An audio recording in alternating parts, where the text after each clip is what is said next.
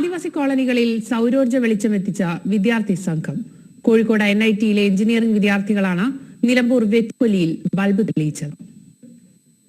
മണ്ണെണ്ണ വിളക്കിലെ മങ്ങിയ കാഴ്ചകളിലേക്ക് LED-യുടെ പുത്തൻ വെളിച്ചമെത്തിച്ചത് NITയിലെ ആവിഷ്കാർ പദ്ധതി പ്രകാരമാണ്. നിലമ്പൂർ ചാലിയാർ ഗ്രാമപഞ്ചായത്തിലെ അകമ്പാടത്തിനടുത്താണ് വെറ്റിലക്കൊല്ലി ആദിവാസി കോളനി. സംരക്ഷിത വനമേഖലയായ ഈ പ്രദേശത്ത് നിയമ തടസ്സങ്ങൾ കാരണം പാരമ്പര്യ ഊർജ്ജ സ്രോതസ്സുകളെ ആശ്രയിക്കാൻ സാധിക്കില്ല.